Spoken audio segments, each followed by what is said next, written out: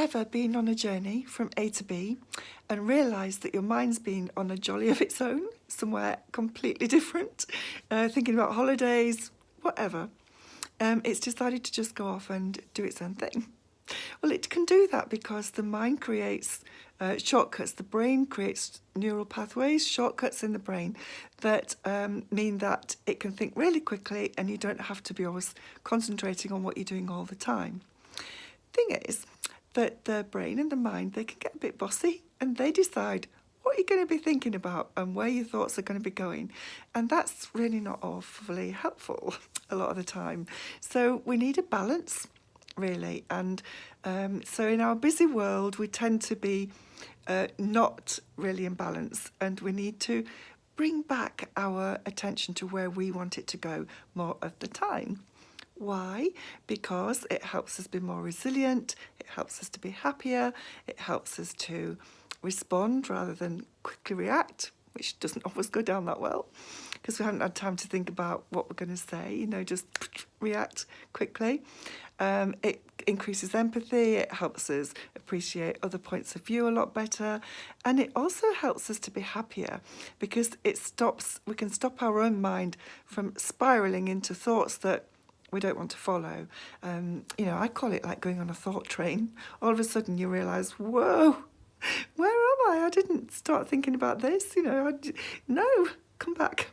Think about now. Think about what's happening right now. When you do mindfulness meditation practices, and I say this as a mindfulness-based cognitive therapy NHS trained teacher, when you start doing it, it can feel really boring. It can feel frustrating. And the bits of your mind that think that you don't need to do it are going to you.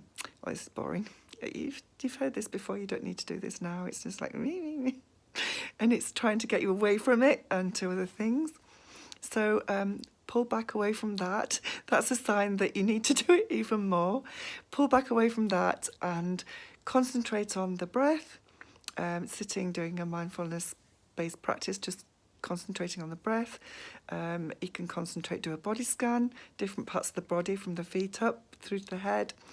You can do a walking meditation where you're thinking about the feet rolling on the ground, what you can hear, the gravel crunching underneath your feet, the birds singing, what you can see, the breeze, the leaves wafting in the breeze and the birds flying in the sky, what you can hear, what you can smell, the fragrance of the flowers, just focusing your mind where you're choosing.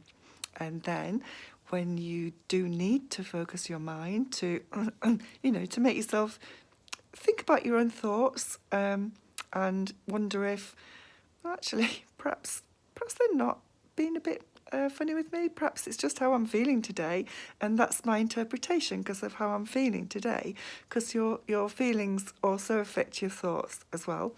So it can help you to sort of ground you and be a bit more, I don't know, if I say analytical, that's maybe the wrong word, but you know what I mean.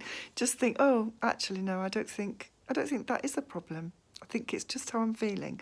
And so then you can sit and think, okay, how is that feeling in my body when I'm having those thoughts?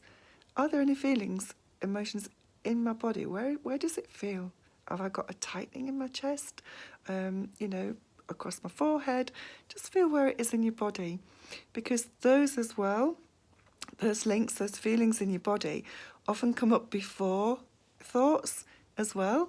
So those feelings can create thoughts as well and, tell us that we're not happy. And then the mind's going, well, maybe you're not happy because... And it comes up with all of these reasons and it's just like, well, I wasn't, but now I'm even worse because my mind's come up with all of these extra things that might be making me unhappy, Trying to be helpful. But we need a different part of different neural circuits to help us. The more we do the mindfulness practices, the more we have these well-trodden paths in the neural circuits in the brain, and the quicker we can use them. And so just as we can use the quick short circuits in the brain for doing everyday activities like driving, when we do mindfulness-based practices, that's like a driving lesson for the brain and the mind. So so we have to do the lessons right before we can drive, and it's the same with anything new, really. But once we've done it, then it becomes easier, and then we can use these shortcuts that we're creating by these well-trodden paths that we're using regularly. Have a go, see how you think, let me know. Take care, bye.